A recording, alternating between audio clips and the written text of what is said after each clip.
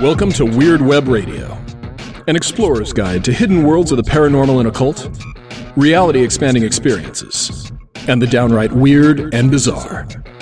With your host, Lonnie Scott. Welcome to Weird Web Radio. I'm your host, Lonnie Scott, and in this episode we're going to be talking to Morpheus Ravenna.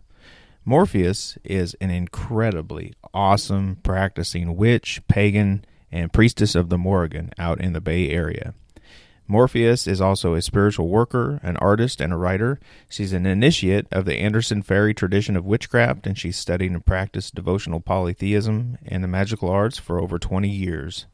Her primary spiritual practice is her devotion and dedication to the Morrigan, and it's done within the framework of Celtic heroic spirituality. She co-founded the Coru Priesthood, and I apologize if I didn't say that right, and currently serves as the Lore Chieftain. She's the author of the Book of the Great Queen, The Many Faces of the Morrigan from Ancient Legends to Modern Devotions, and her writing can be found on her personal blog, The Shield Maiden. I highly, highly recommend that you check out her writing. You can also find her through her website at bansheearts.com. It was an incredible joy to get to know Morpheus, and we cover a lot of ground this episode, from getting into witchcraft and how you can follow in her footsteps and learn her lessons, down to working with spirits, fairy, even dealing with a haunted place through the eyes of a witch. And we get into her relationship with the Morrigan and the sacred landscapes and all kinds of really cool stuff. And I'm just going to let the interview speak for itself from this point on.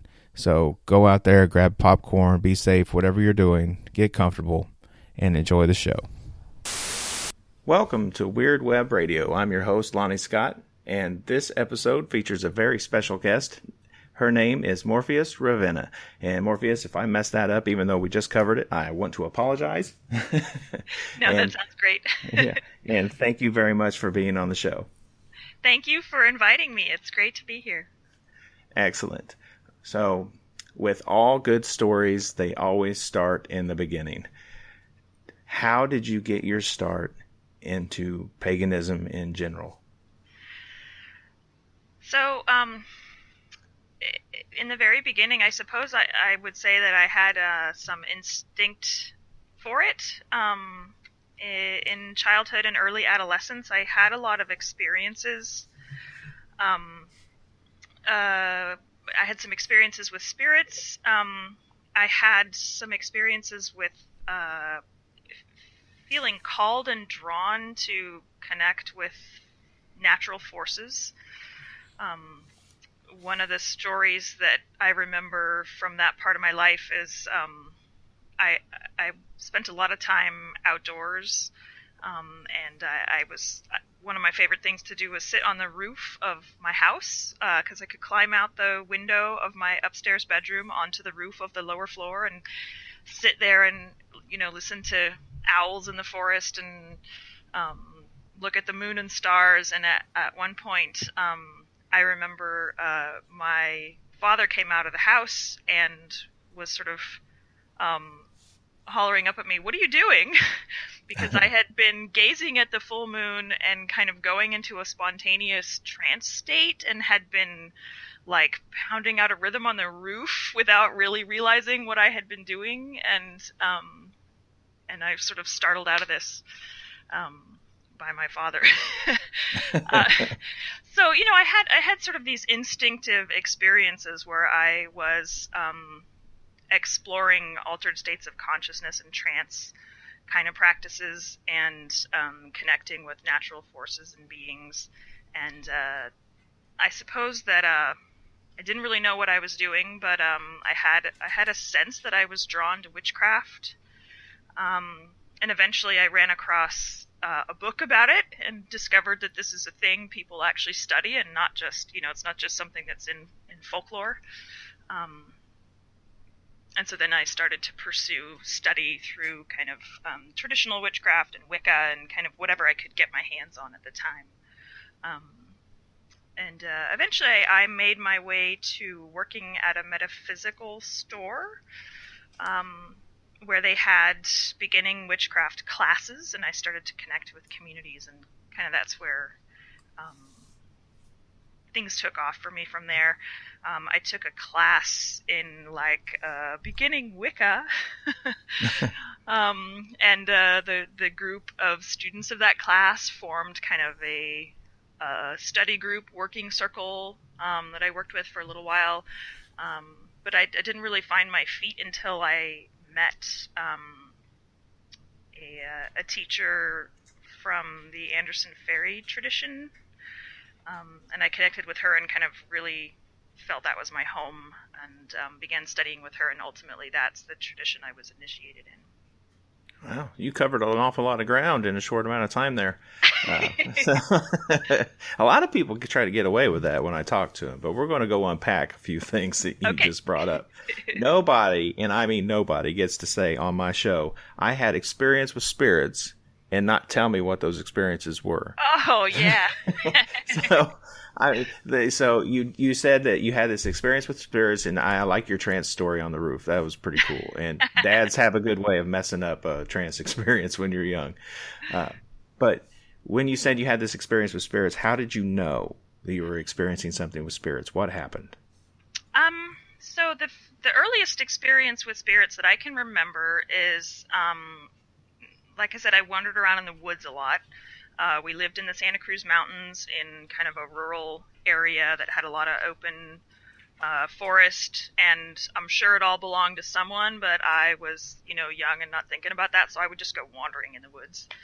And I remember coming across a place that felt really strange to me. It felt scary and foreboding, and like there were presences there that felt kind of unsafe to me. I remember it had kind of an eerie stillness that was different from the rest of the forest around it. And it was kind of this spot that was just below the main road that I lived on, and so I sort of stood there for a minute feeling it out, and then realized I should really get out of there. And I sort of backed away from that spot and found my way back to my trail that I'd been on and went home, and I was curious about what was going on there, and this was, I guess, in my early teens, and so I looked up some local history and found out that there had been like a bus full of kids that had gone off the road there, and there had been deaths. Had been decades and decades before I lived there. But that was interesting to me, and so I had a few encounters like that. I remember at one point there was a spirit in my house that moved things in my room when I wasn't there. Just those kind of encounters. The first time that I remember seeing what I would now term an otherworld being or fairy type of spirit was in the woods outside of the building where I used to go to church with my mother, and I saw these beings kind of moving through this forest, and I remember going back to the church after and talking to people and being like, I saw this thing, and they were like, no, you didn't see that thing, that was just a bird. But I was very sure that I had seen something otherworldly. It was sort of like a shape made of kind of fragments of light, and there was blue color on it, and it moved. It kind of moved between the trees, and I just knew that was not a trick of my eyes. I hadn't just seen a bird or something. I had seen something otherworldly, and kind of could feel it. Now, have you found that those experiences continue on in your life still today? Yeah, definitely. I do a fair amount of work with spirits these days. It's a very active part of my practice, and kind of has been throughout most of my life. Interesting. Yeah. You don't find, I think there's a misconception out there in the world, or there's plenty of misconceptions about paganism and witchcraft and everything else. But just knowing many of them myself, you just don't find a lot of working with spirits as a major part of practices. Yeah, it's something I notice sometimes, like certain pagan um, traditions and groups, like there seems to be an absence. It's just, dealing with gods or whatever. And to me, I experience the world as sort of, we are walking through an ecology of spirits that surround us kind of at all times and places, for the most part, in much the same way that everywhere you go, there's, probably a spider somewhere near you that you just don't see. Or, you walk around, even in the city, there's wildlife around you. There's, birds and squirrels and things around you, whether you notice them or not. I feel like spirits are much the same way. They are actually around us all the time. It's more a matter of how aware we are of them. Absolutely agreed. That's a wonderful way to put it. Always walking around in this ecology of spirits, because I mean, a mutual friend of ours, someone who's been on the show before, John Beckett, he always talks about this animistic view of the world, and and he's right. And he calls it, I think he's always trying to figure out how to word it, but he refers to it all, everything as persons. And I haven't quite wrapped my head around how to deal with everything in the world as a person, but I do have this notion of working with the world around me as spirit. Yeah, I definitely would see myself as having an animistic worldview. And I think that, I often say that animism is sort of the ground state of human consciousness. I think that even in highly monotheistic and materialistic cultures, you can kind of scratch the surface and you will find people practicing folk magic and engaging with spirits. Even in our own society, where we sort of profess to be very rationalistic and not believing in this stuff, you scratch the surface kind of anywhere and you find people sort of still holding on to a little bit of folk magic, a little bit of superstition, a magical worldview, and an awareness that there are presences in the world.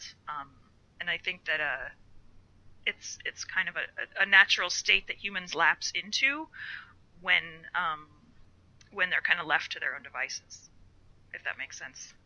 That makes sense.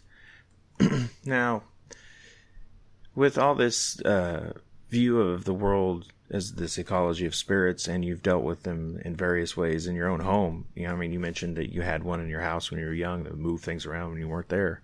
Yeah. That is a sort of a typical case of a possible haunting scenario. And that's a topic I cover a lot on the show too. I mean, I go back and forth between the world of paranormal investigating and the occult. Yeah. And, from your point of view as someone who is a practicing pagan and witch, and if you were to go to investigate something like that, how do you approach it that would be so different from how others do? Oh, yeah, that's an interesting question. I do really like to go and visit haunted places and go to places where I might encounter spirits. I like to explore that kind of thing. I wouldn't call myself a paranormal investigator. In part because, my approach to that sort of thing is I'm never interested in it in order to prove anything to anyone. So you're not going to find me going to like a haunted place with, technical recording equipment or tools that are going to somehow hope to produce proof that will finally convince the skeptic. I'm not super interested in that. But I'm really interested in engaging with spirits and forming relationships with spirits, and learning about them and talking to them and kind of broadening my understanding of what's happening in the spirit world.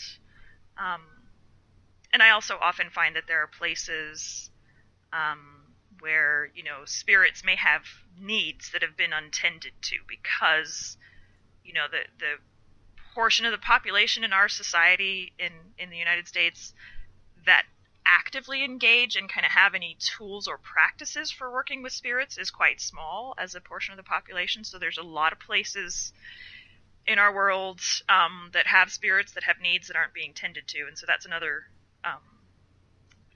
thing that motivates me to go and engage with them. So like, I will often, be excited to go visit old cemeteries or places that are supposed to be haunted, or those kind of things.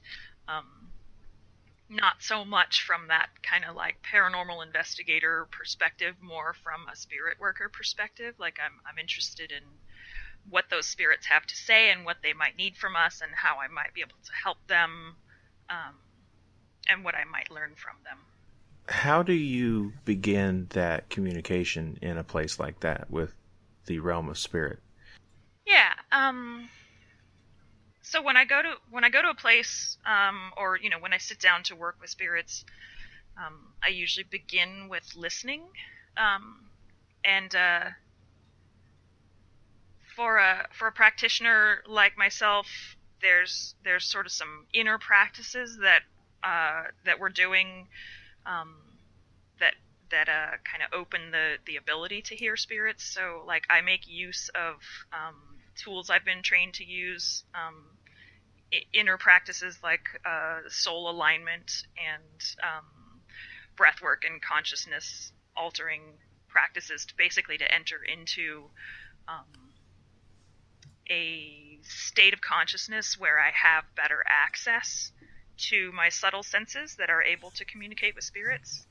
So it's a matter of kind of getting yourself into the right frame of mind and state of alignment in your spiritual anatomy so that you can have that communication. So that's where I start. If I don't know what kind of spirits I might be dealing with, I maybe just bring an offering of water to begin with. Making offerings is sort of a core part of how I work with spirits. It's sort of one of the basics that almost always applies. And so in the absence of knowing what that spirit might need or want, it's usually a safe bet to offer water. And I'll speak to them. And I'll listen. I usually, if I'm doing that kind of work, will bring some divination tools along with me too, because I find that it's extremely helpful to have a method for clarifying and confirming what you think you're hearing. And then, I sort of go from there, based on what it seems like that individual spirit wants or needs. Have you discovered a theme of what spirits in places like this are looking for in terms of what you said they're not getting what they need. So is there something consistent showing up? Well, I guess it depends on what sorts of places we're talking about.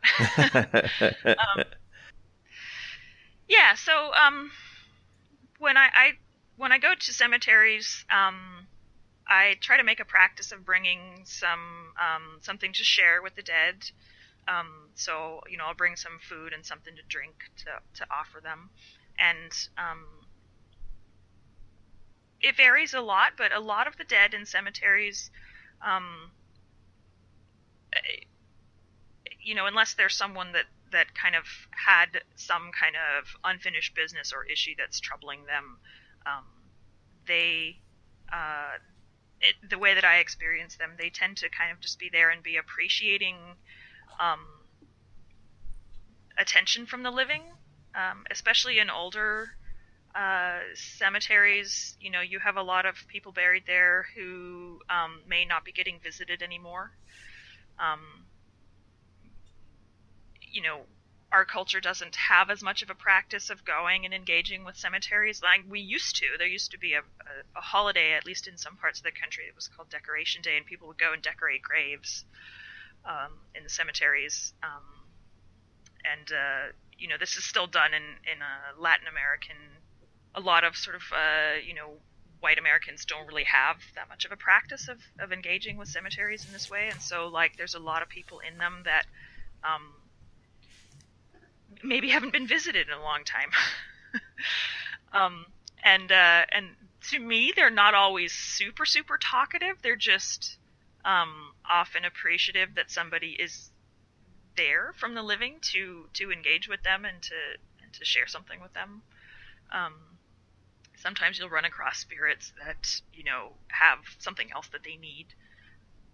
When it comes to like haunted places, when we would think of like a haunted place, we might be talking about a place that's troubled by spirits or has spirits that are troubled. So in my experience, a lot of times those kind of spirits, well, there's a lot of different things that can be going on. Sometimes they are a soul that is, returning to a place because they are very much attached to it for various reasons. Sometimes it's just kind of a fragment of a spirit, like it's not an entire person, it's just like a fragment or a piece of memory or life force that kind of got trapped there and keeps replaying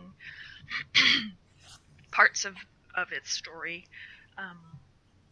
So there, there's kind of a wide variety of situations that can be happening there.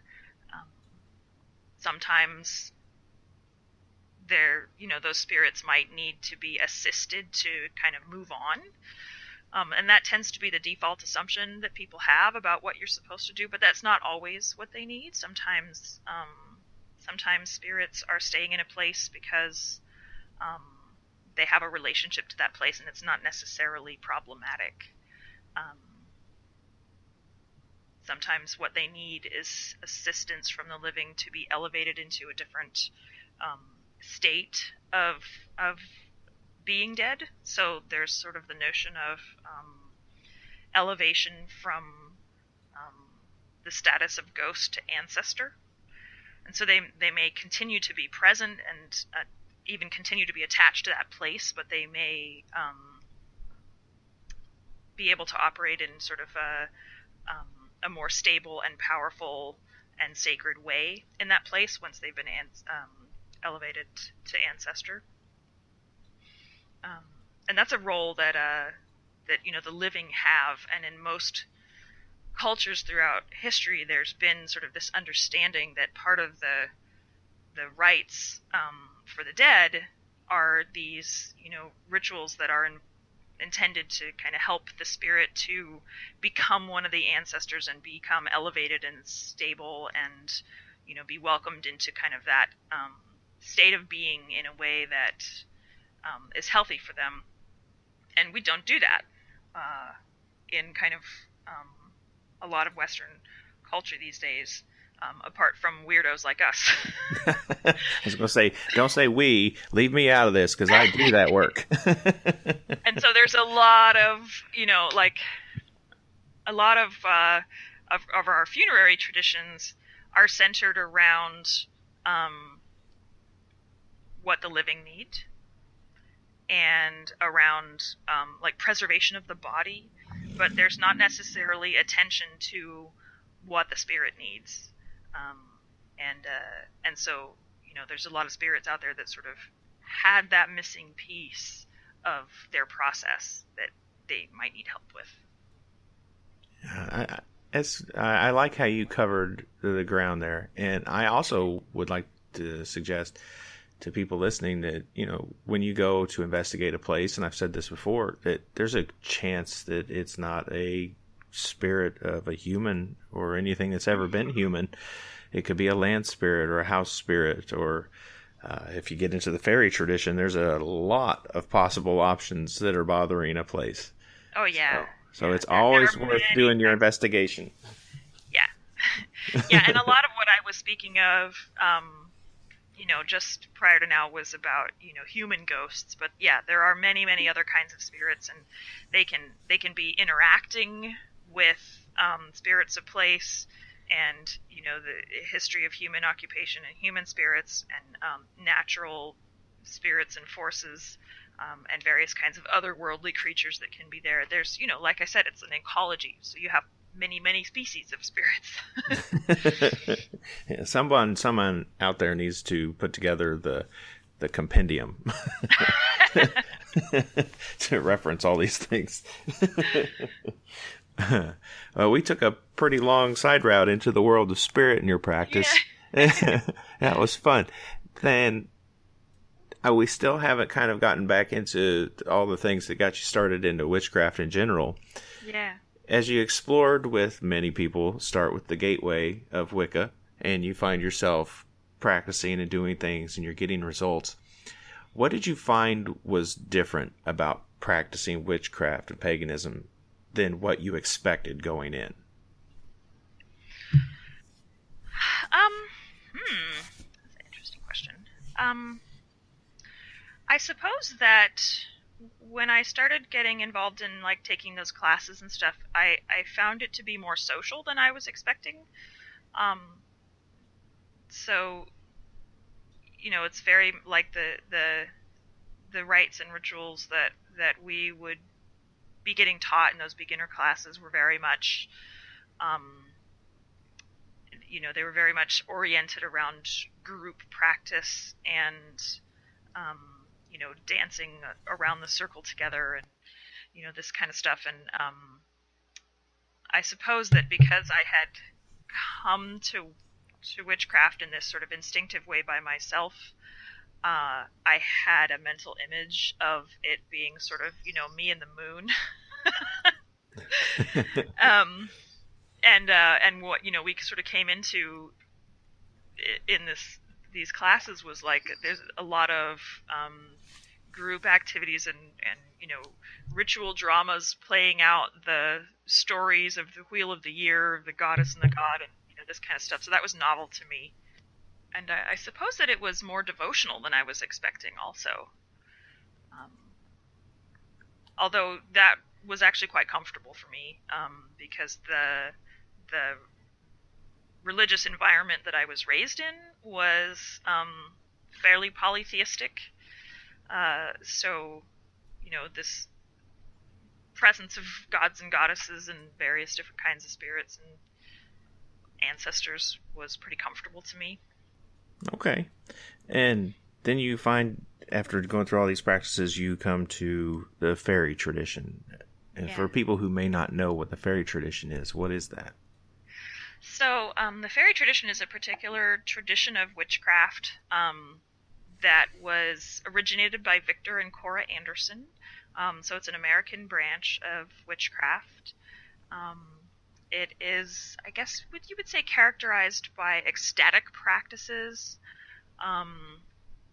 It is very queer-oriented, or queer-friendly, so it's really shies away from kind of heteronormative stuff that is just about the sexual relationship between the goddess and the god. It's kind of has a much more broad view of divinity, and recognizing both divinity and sexuality as a bright spectrum. Fairy tradition is very extremely varied within itself, so there's few things that you can say about it that are true across the board. That's okay. But it does tend to be a, you know, focus on ecstatic practices, trance possession, and a lot of devotional practice too. Okay. And as you begin your practice with fairy tradition, what was it about it that you found most interesting? I was really drawn to kind of the ecstatic nature of it, and there was a sense of wildness, and I guess I would have to say a sense of there being kind of an edge to it, that it was a tradition that didn't feel like it belonged to the suburbs. It felt like, and the only way I can describe this is that it's the people that you meet that embody a tradition convey something about it. And so the folks that I was meeting, who I knew were initiates of Feri, had something a little bit fierce and a little bit unapologetic and also joyful and a little wild about their approach to, well, just how they carried themselves in the world, but also their approach to ritual and magic. And so I was very drawn to that, and it is hard to articulate. It's just something about like recognizing something in a person's presence and energy signature that makes you go, that I want to learn about that. I want to walk in the world in that way. And people often say that, when you find your spiritual tradition, it's because you came home to it. And so that's the sense of like, that's a recognition. Like there's a current of power this person is carrying that I recognize, and something in me responds to it. Now, trance is a major part of your practice? Yeah. Yeah. What are your favorite ways to... Well, actually, before we get there, how do you define trance? Okay. So trance would be sets of practices that we use to enter into a state of consciousness where our subtle senses are opened and we can more easily enter into otherworldly spaces and contact with non-corporeal beings. That makes sense? That may not be the most precise definition. But Yeah, I'm a professional hypnotist. I like to ask people that very hard question because I get it all the time. Yeah, it is hard to articulate, but I guess the essence of it is entering into a state of consciousness where you have more openness to non-ordinary realities. Oh, that's good. I like that. Now, so what are your favorite methods to achieve a trance state? So, okay, the simplest thing that I use probably the most often is breath work. So I have a meditation practice, and I have just, certain breathing techniques that I use for meditation, and other breathing techniques for kind of deeper and more active trance states. And when you get used to using those things, it becomes, just sort of like a muscle memory thing. And so entering into an altered state of consciousness through breath can be kind of almost instantaneous. So that's a kind of a light trance practice that is easy to do. I also use rhythmic methods. Not so much drums, like that's a popular one, but I'm not somebody that I don't own a drum. But I will use rhythmic motion of the body. Sometimes I'll employ rhythm, just like making a rhythm on my own body, or making a rhythm on, whatever surfaces are around me. That's what I was doing on the roof that time that I mentioned. So yeah, rhythmic motion and kind of that kind of stuff brings you into trance. I have a background in dance, so for me, movement of the body and kind of, I guess I would say all of these practices, the way that I approach them is very much rooted in the body. So that's a good one. Some visionary techniques where you basically activate parts of your inner spiritual anatomy and then use that type of work to enter a state where you can shift forms and go spirit walking, so out of body kind of work. That's a type of trance work that I do. And then for some of the deeper trance practices, where I really want to go deep or need to make space for a deity of some sort to come through me, I will also use herbs and that kind of stuff sometimes. I'm really fond of mugwort. It's one of my plant allies. And so I will sometimes take mugwort in a tincture. I've also used things like poppy tincture. So there's various, witchy plants that you can use. Even, to a lighter level, burning incenses of certain kinds of plants will help enter into a trance state. But when I really want to go deep, I will sometimes use, like I said, tinctures. Mugwort's good for that, for visionary dreams or just entering into a trance state. Are there specific feelings or sensations that you get when you're in a trance that you just know you've achieved the state you're looking for? Well, there's so many kinds of trance, so that I wouldn't necessarily be able to just give you a simple answer on that. But one of the things that will sometimes happen in, I guess what I would say like a general trance state, but it's not a specific goal-oriented one.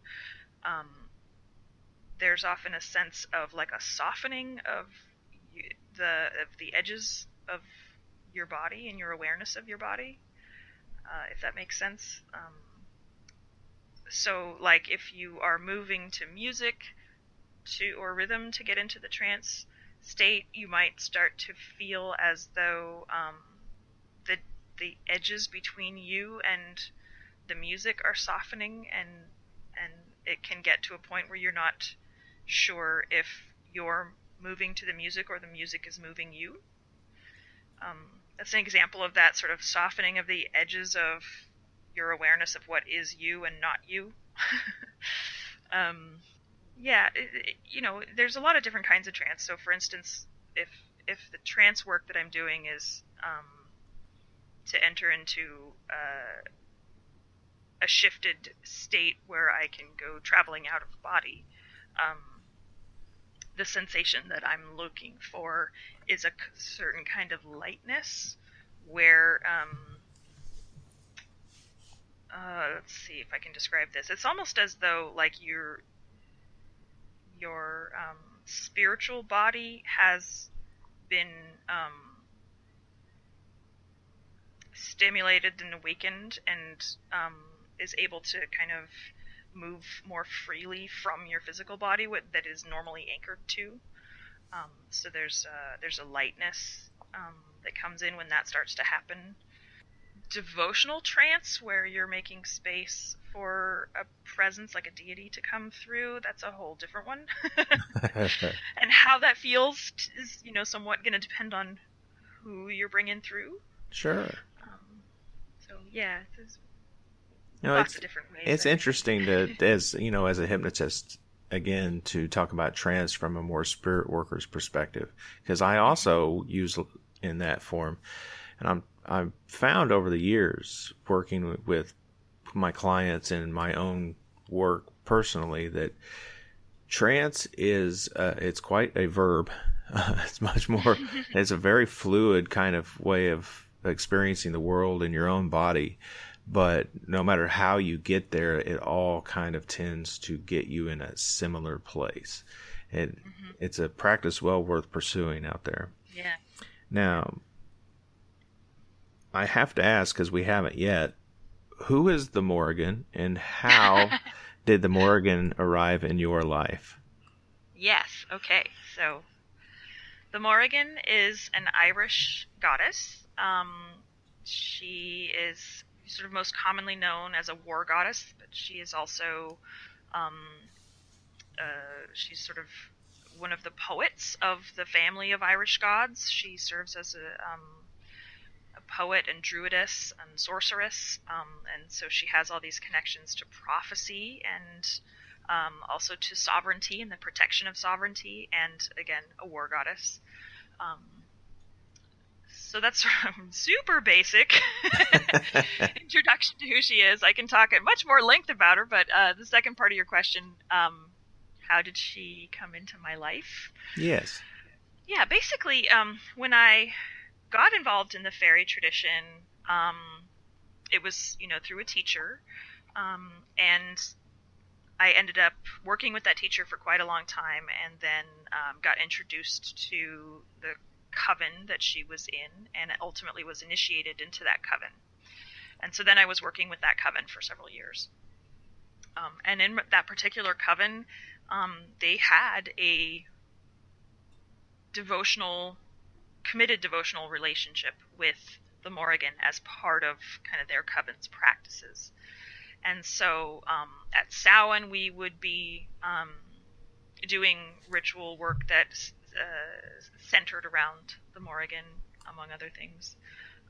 And at other times a year, sometimes we would be in contact with her and doing devotional work. And so it was kind of like, it was a relationship I basically inherited. It was like, this is part of what we do.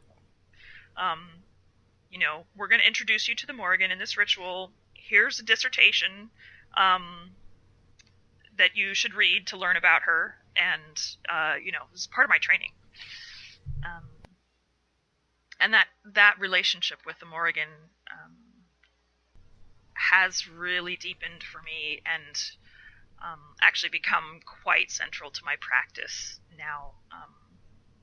I left that coven after several years and kind of had been practicing more on my own, and then getting more and more involved in public priest work and more involved in, I guess I would say my practice shifted to be more centrally focused on devotional polytheism, devotional relationships, and a Celtic worldview and pantheon. And the Morrigan has continued to be quite central to me. Yeah, so central that you wrote a book. Yes. The title of which was The Great Queen, correct? The Book of the Great Queen, yeah. Yeah, I have dedicated myself to the Morrigan, and so she is the primary deity that I serve, and she wanted that book written. Now, do you still consider yourself part of the Feri tradition, or did the relationship with the Morrigan take you into something completely different? Yes and yes. I am an initiate in the Feri tradition, and I will always be. That isn't something you can undo. It's a change to your being that is just now part of who I am. So I am and will always remain a Feri initiate. And Feri practices are still in my practice. I am, no longer circling with a Feri coven or, kind of really focusing on the Feri tradition in my practice. So my overall practice is much more oriented around Celtic polytheism and, serving the Morrigan and working with other Irish gods and various kinds of devotional, spiritual, and magical work that kind of is part of that. But I guess what I would say is that my inner practices, sort of like how I keep myself aligned and clear, and in kind of good spiritual condition, those inner practices are still things that I learned in Feri tradition, and they continue to be useful to me. The approach that I take to doing trance possession and devotional work and, various things of that kind, a lot of that is based on tools that I learned in the Feri tradition. So, it's still very much informs my practice. I guess what I would say is that I've just sort of re-employed those tools in a more devotional focused context now. Okay. And what is the priesthood dedicated to the Morrigan? I apologize. I'm not even going to try to pronounce this. I'm afraid I'll butcher it. Yes. So you're speaking of the Coru Priesthood? Yeah. Yes. So that's a priesthood that several cohorts, along with myself, founded in 2012, dedicated to the Morrigan, and also, working with kind of a family of different deities, primarily Irish, but also Gaulish, Celtic gods. So that's sort of the context and framework for my practice now. It has, over the 5 or so years since we started it, kind of come to develop into a tradition of its own, and so that's a structure that my practice is currently centered on. We have sort of a core group that does intensive work together, and then we also do ritual work with the public and various types of service. Okay. Now, on your blog, you've talked about taking Ireland pilgrimages. Yes. How was that visit important to you in your spiritual practice? Yeah, it was the first time that I went to Ireland. It was really life-changing for me, and it has continued to be powerful every time that I've been lucky enough to go back. I first went to Ireland in 2015, so 2 years ago now. And, it was something that I had for quite a number of years felt I really needed to do, and I had made a pact with myself about, making it to Ireland, by the time I was turning 39. And, because it is the homeland of many of my gods, and in particular the Morrigan, who is the most important deity in my life. So, I always knew that it would be important for me. It was really, like I said, life-changing. It was an initiatory experience, going there for the first time. And I guess, the best way I can describe it is to say that, having this very Celtic-oriented devotional practice centered on the Morrigan and employing a lot of practices that are inspired by Irish spiritual traditions and Celtic spiritual traditions more broadly. And, having that practice that I've, been doing for quite some time and kind of had that working, and then arriving in Ireland and connecting with the land and the spirits there, it felt to me like as if I had a tool that I've been figuring out sort of a way to make it work, and then suddenly managed to plug it into the kind of current it's designed to run on for the first time, if that makes sense. Sure. Almost as if, like, I'd been operating this thing using an adapter to make it work on a different energy current than it's designed for.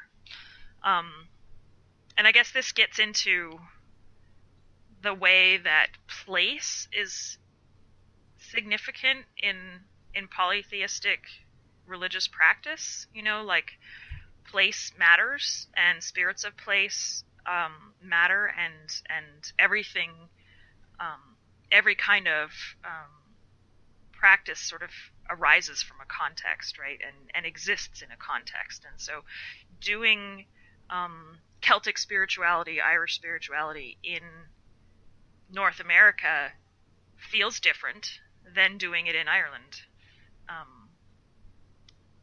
And of course, it's not to say that you have to go to Ireland or be in Ireland in order to work with Irish gods, but there is something really special about going there and making that connection. So, yeah, it was life-changing for me. Yeah, I can imagine. You have one of your posts titled, "I've seen the graves of my gods." And yes. When you think of how you make a statement like that, though, where's that come from? Yeah, well, so the interesting thing about Ireland, and its particular, spiritual and archaeological heritage, is that you have all these sites, and a lot of the sacred sites are constructed mounds. Some of them are, more along the lines of, standing stones or circles of standing stones or other kinds of megalithic structures. And then you also have these sort of mounds that are often built over chambered tombs, that sort of thing. And so basically all these different kinds of ancient megalithic sites that have been woven into the mythology. Now, most of those structures are much, much older than any, Celtic myth that we have, right? They're, for the most part, a lot of them are Neolithic or at the latest Bronze Age. And the gods and heroes that we know about in sort of Celtic myth and Irish literature, they would be like Iron Age to medieval. But so those people, that created those stories and passed them down, they attached their gods to these sacred sites. They wove these places into their stories. And one of the ways that they did that is by saying, this hill or that stone or this mound is the place where so-and-so died and was buried. And so Irish myth is full of this stuff. where, gods like Nuada, who's, one of the kings of the Tuatha Dé Danann, the gods of Ireland. He's sort of this very important deity, and he has this role in the myths of battle, and then there's this, story where it says he was killed in battle and he's buried here at this place, and you can go visit that place. It's a place called the Labby Rock, and it's giant megalithic stone dolmen. And, that's understood to be like the grave of this god. But the other thing about the myths is that, so various deities are said to have been killed or died in a place and buried in a place. But then, they show up again in other stories. So it's commentary on the cyclical nature of Irish myth. It's commentary on the fact that these people, they understood this as somehow non-linear. These stories are non-linear, and this is my interpretation. I think that these stories speak to the idea that they needed their gods to be embedded in the landscape in order to kind of claim spiritual dominion or spiritual right to that landscape. And so one way of telling that in a storytelling fashion is to say, well, our deities are buried here, and therefore they have entered into this landscape, and they have made this landscape sacred by entering into it. An example of this is Awen Macha is a site that was the sort of royal holy center for the province of Ulster in ancient Ireland. And there's a mound there that has sort of an interesting structure built underneath it that was constructed, and this one's actually Iron Age date. And so there's all of this this myth about how this mound came to be, and the myths all talk about this goddess Macha, who she has stories about who she was, and she her life story is told, and then it says, and then she died, and she was buried, and her mound was raised, and that is the mound of Awen Macha. And so it's a way of telling a story about how this place came to be sacred and why it is sacred to her. But it's also, for someone kind of coming into visiting Ireland and engaging with the landscape, and this is a very different way of understanding where our gods are and where they reside than I think a lot of folks that are, maybe steeped in a more monotheistic kind of religious culture would be used to. Because, the default assumption is that the gods are in the sky, right? Sure. It's the donut deity view of the world. And even in a lot of European paganisms, you have this notion of the home of the gods is in the sky, right? And that's not really the case necessarily in the Irish cosmology. You have all these places where you have stories about the gods being buried there, and it's a way of expressing that the gods are in and of and occupying that sacred landscape and making it sacred by their presence. I can see where visiting those places has an enormous impact on your relationship with your own path. Yeah, it really does. And I know it's not something everyone can do, and it is a privilege to be able to travel in that way. So I whenever I speak about this, I try to make sure I'm not discouraging anyone who maybe can't travel to Ireland, or to their these kind of sacred homelands of their traditions. Don't let that discourage you if that's not accessible to you. But if you can, it's an amazing experience. Sure. And I mean, you're not suggesting clearly that you can't practice Irish polytheism in North America just because you're not on Irish soil. You're just saying that the relationship is different. Yeah, there is something different that comes into play when you are able to go and connect with them in their homeland. And I think that would probably be true of any group of deities or pantheon.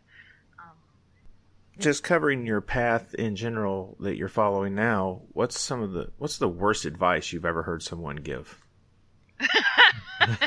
Oh no. This is where we get people in trouble. Oh gosh. Trying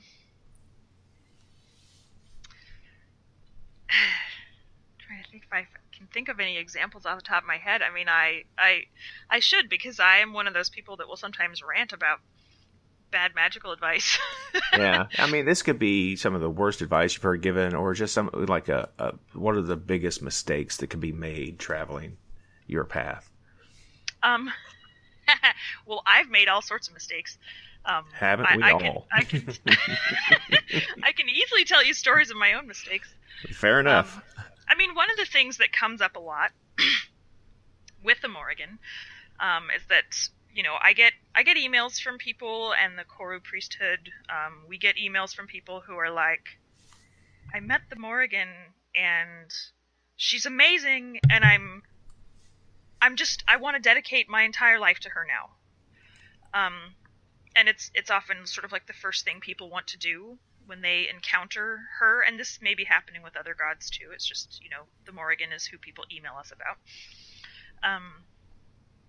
They kind of have this initial, I guess it can be an experience like falling in love when you start having a deeper relationship with a deity, and someone intense like the Morrigan. This seems to happen to people a lot. They'll have these overwhelming experiences when she comes into their life, and they're like, okay, I'm going to dedicate myself to her. And can you tell me the ritual for how to do that? And you'll find bad advice on the internet about like, well, this is how you light this candle and do this thing and dedicate yourself to the Morrigan. And yeah, make a fire, do the things, and so be it. Yeah, I always want to say, let's slow down a little. Signing away your agency to a deity is a thing to really take seriously. And so that's a conversation I have with people a lot. Let's try incremental relationship. Let's try making a specific commitment for a specific period of time before you swear your entire life to a deity. And I always feel a little bit awkward telling people this because I did it. I did the thing that you're not supposed to do. I dedicated myself to the Morrigan without reservation. And I didn't even really negotiate very much. I asked for one thing, and I gave her essentially my commitment for my entire life. And I don't regret that. And also in my case, I made that decision after fully 20 years of working with her devotionally. Yeah, that's not hardly jumping right in. Yeah. You can be a little fair to yourself. People, I usually recommend that they begin with more limited commitments. Like, you can offer her a year and a day. You can offer to commit to certain kinds of work or service for her, or, for whatever deity you're working with. You can work your way up to a larger and more lasting commitment, and I think all of that is wiser than the path I took. All right. I like that you point out it should not be glossed over that it's better to arrange a specific period of time to try it out. Put an expiration date on it so you can feel your way into things. I mean, you said you jumped right in, but you weren't exactly a baby pagan walking into that, searching on Google for the latest candle initiation to the Morrigan spell. Yeah. No, you knew what you were doing getting in, and I think it's important that people do their research and know what they're going to encounter, and definitely, put in the work to know what it is that you're going to be doing. Yeah. Another thing that people often will say about the Morrigan that I consider to be sort of marginally bad advice is that you shouldn't try to negotiate. That it's disrespectful to negotiate with a god, and I definitely disagree with that. I think that it's important to protect ourselves and look out for our own needs, and the gods are not parents to us. They are not there. They have their own agendas, and if they're looking for us to undertake an oath or a dedication or a commitment of some kind to them, it's it's likely because they have a use for us. And the gods aren't humans. They aren't like I said, they're not our parents and they're not our friends. They are gods, and they have their own agendas, and they are not always fully aware of our limitations and weaknesses. And in my experience, this is especially true of the Morrigan. She's very otherworld and very other than human, and she is a war goddess, and she is a very driven and goal-oriented, and she's sort of always moving things on the chessboard, and those are seem to be the things that she has more awareness of than people's frailties and needs. And so I have often seen her ask things of her devotees that are not always in their best interests to grant or to commit to without reservation. So, she can just sometimes not be aware of the risks that she's asking people to take, basically because, she doesn't live in a body. She doesn't have the same sets of needs that we do. We can't expect her to necessarily know all those things, what our weaknesses and vulnerabilities are. And so we have to advocate for ourselves in that relationship, and I think she expects it of us. How does a war goddess manifest herself in the lives of individual Western practitioners? I mean, if you're not in the military or anything else, let's take this very naive approach to the subject. How do you answer that kind of question? The question is, how does she manifest herself? How do we know if she's there? No, not necessarily. Let me reframe that. She's a war goddess. And we live in the Western world with it fairly safe, according to many people, although that could be argued. So if you're not in the military, if you're not in a specific role in your life or profession that involves the possibility of going to war, what's the appeal? Ah, yes. Yeah. So there's sort of two pieces to what you're asking. You could be asking, what is her interest in us, and why would we be interested in her? Yes. If we're not military people? Yeah. Yeah, so the way that I experience her, I feel that she has a lot to offer to us, regardless of what sort of walk of life we come from.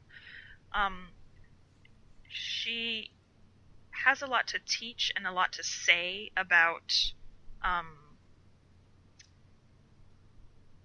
kind of having a warrior orientation and spirit, and sort of willingness to take risks for what matters, and to stand for something and kind of identify what it is you care about and are willing to fight for, even if that does not mean that you're literally involved in the profession of military warfare. So the capacity to take on personal risk in the service of something that is important to you and in the service of something you care about, that's something that sort of arises from the same place, I think. And there's a certain level of survival instinct that I see her operating with, where like she will come into people's lives when they're in a place where they need to access a level of resolve and strength of character in order to just survive what is in front of them. That's sometimes a place where she enters people's lives and seems to bring that to people. And she has this relationship to sovereignty, and I think that this is something that something she's very interested in, something that is needed. An awareness of both personal sovereignty and relationship to kind of the collective, societal level notion of sovereignty. So she has a lot of sort of wisdom around teaching us to be in better relationship to sovereignty, both personal and societal, so that we can hold ourselves and our leaders accountable to our values. Yeah, those are sort of some things that I see pretty often. I mean, in my experience, like this is, the question you're asking is a question we get asked a lot, and it comes up like, I am not a soldier or a military person or a fighter of any kind. Why is she visiting and talking to me? And one of the things that I actually see really often is that people that have trauma of some kind, or are survivors of various kinds of life experiences that leave people with trauma and character challenges that they have to work through, that kind of stuff. Survivors of various kinds often find that she is a presence in their lives, and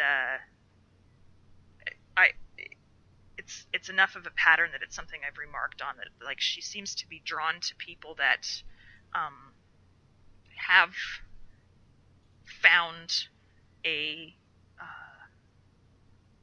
ability to survive adversity. And so that is not at all limited to people that, in their profession have to pick up a gun. Absolutely.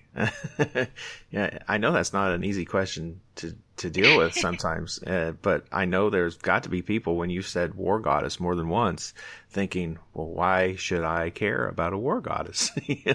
and right. And she is, so much more than a war goddess. Right. Thank you for covering that very specific topic. I figure you've had to tackle that issue more than once. I just wanted to hear how you handle it. So, continuing our theme of getting people in trouble, what do you consider controversial in paganism or your path that needs to be addressed today? Yeah. Well, I think that European-derived pagan and polytheist traditions have an issue with white supremacy. And this is more well known in the heathen world than Celtic paganism, but it is a thing that comes up in Celtic paganism.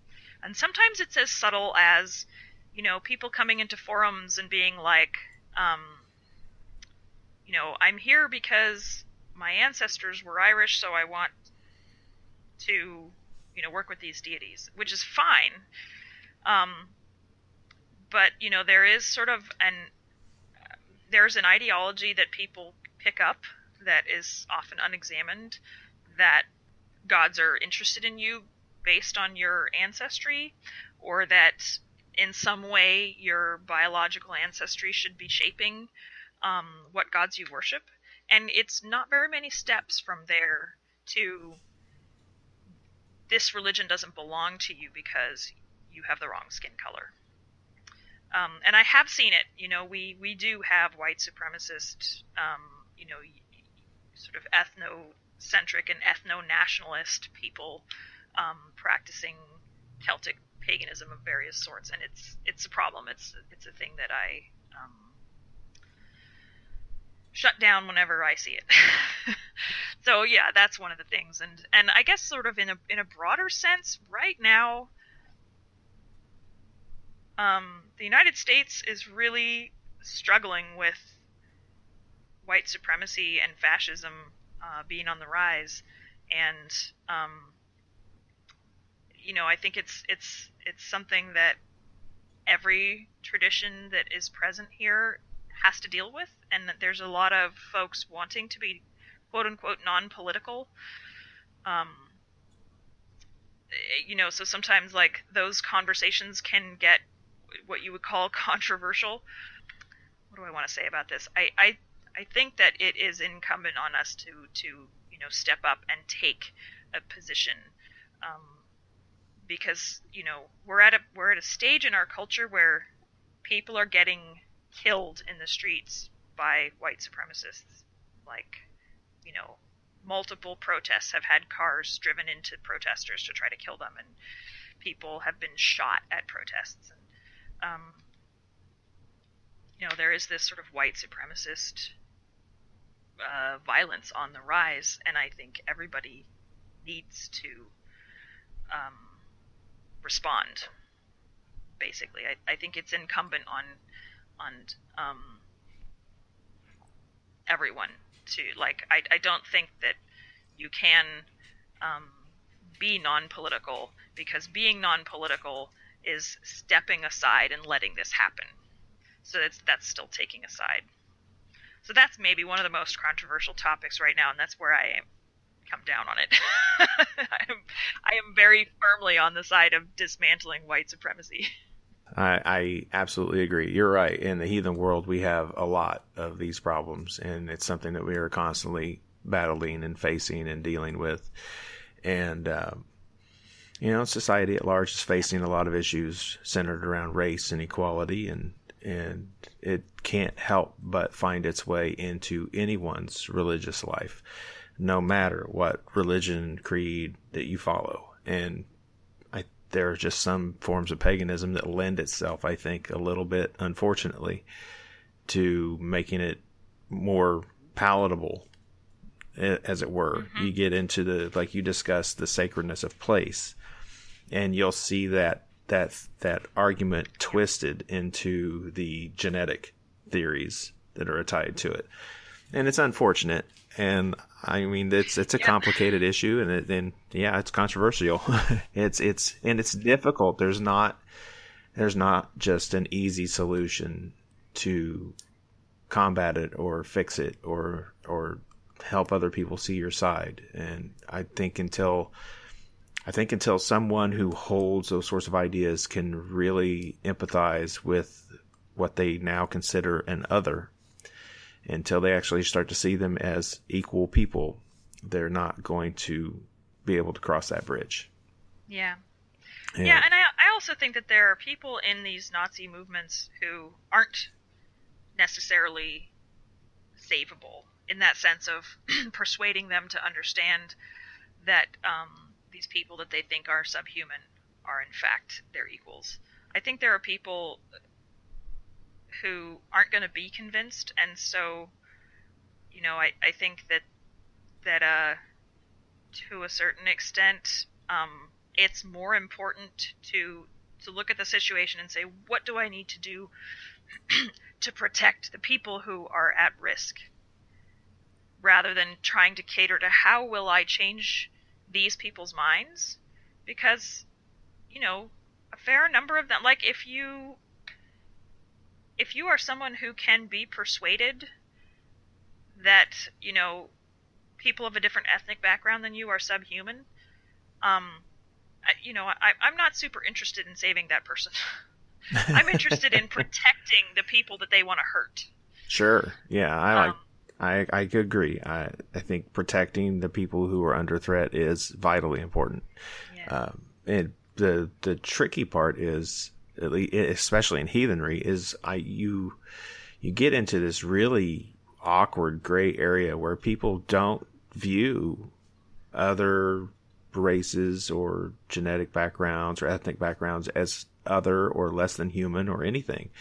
They just say you can't play with us.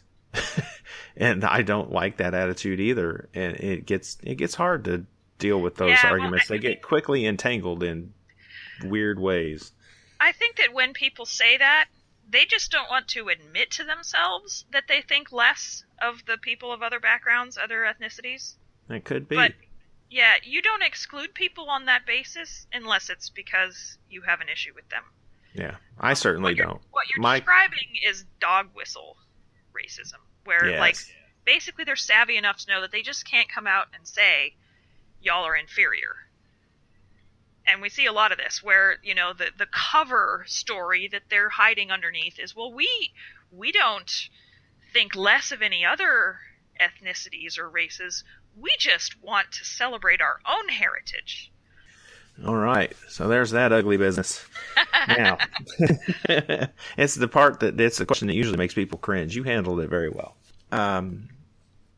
For the people out there who are listening to this, who are interested in Celtic Polytheism, the Morrigan, Ecstatic Trance, the Feri tradition, you know, they've been listening. They're really curious. They don't have anyone around. They don't know anybody doing this. They don't even know how to start beyond they've heard this show. So how would you tell them to get started? Yeah, so, I mean, if you're interested in Celtic polytheism, Irish spirituality, kind of that world, even if you're not someplace where there are people teaching in your area or groups active in your area, there's a lot of resources you can access online, both for learning and for having community at a distance. The Coru Priesthood, the priesthood that I work with that we talked about earlier, we have a recommended reading list on our website that is fairly thorough, and it's what I think is a pretty helpful resource for learning about Irish spirituality and the Morrigan. So that's on our website. It's corupriesthood.com.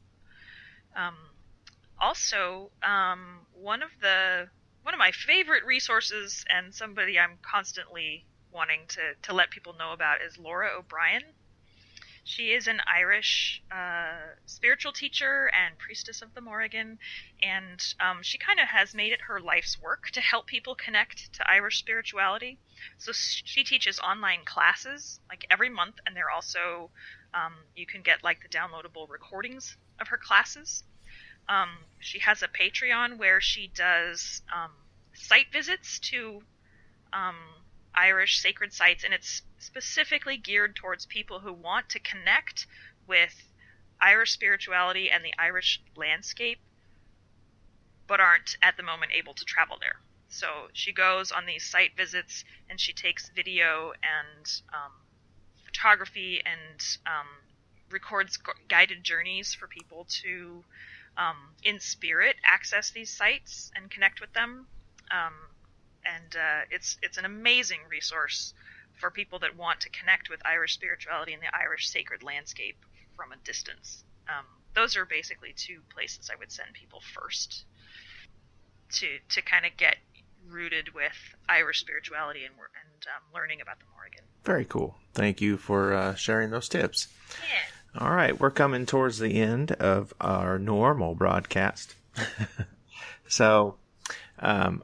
is there anything you would like to ask of my audience or any parting words on a matter that we have not covered? I guess, what I'd like to say to folks that I really encourage deepening. I think that we have, like in our pagan kind of general pagan culture, there's a tendency to kind of taste a little of this and a little of that, and I think that's fine when you're getting started and kind of finding what spiritual traditions speak to you, and kind of finding your feet and finding out what connections are meaningful for you. But for me, I think that my practice didn't really begin to unfold until I found a tradition and started to root into it. And, even so, that can change over the time. I've shifted from a more Fairy tradition-centered practice to a more Celtic polytheist practice. But, those are two things I've rooted deeply into, and that kind of having a tradition that you root deeply into and really explore at depth, I find there's just so much that unfolds there, and so much that is kind of there to sustain you, that you'll have practices when you need them instead of having to go and search for them. I guess that's sort of one of my core pieces of guidance for people is, explore until you find something that is speaking to you, and then pursue that at depth. I think that we need more of that. Agreed. I dig it. Deepen your practices, people. Yeah. All right. Morpheus, where can people find you? So my website is bansheearts.com, BANSHEE, arts.com. And the Coru Priesthood is CORU priesthood.com. All right. Thank you again for being here. We've covered a pretty good range of topics, and I hope it's added some value and depth to everybody's practice out there. I hope so too, and I really appreciated being invited to join you here. Thank you. And everyone out there, go get that book. Yeah. So for now, we're going to be signing off the regular podcast, and I'll be asking Morpheus some bonus questions that are for the Patreon members only. If you'd like to hear those and others from previous guests, all you have to do is go to patreon.com/weirdwebradio. It's only $5 a month. It's less than a typical latte. And you'll get all kinds of fun insight into everyone else. So once again, thank you all for being here. Stay weird out there, my friends. Okay, gang, that's a wrap on this episode of Weird Web Radio. Once again, thank you all for listening. Now, it's time for you to go join the official Weird Web Radio membership. Go to patreon.com/weirdwebradio and you can choose your rewards and become a member today. Enjoy all the exclusive benefits, inside information, and plenty of bonus audio with each guest. Now, you can find the show at weirdwebradio.com and weirdwebradio.libsyn.com. The show is listed on Facebook and Twitter as Weird Web Radio, and you can find me on Instagram as just Lonnie_Scott. Please remember to rate and comment and share the shows that you like, and it helps others find us in all the search results. Shoot me an email if you want to be a guest on the show, or if you know someone that would be a great guest in upcoming episodes. You can send that to weirdwebradio@gmail.com. Seek the mysteries and delights in life, my friends. As always, stay weird out there.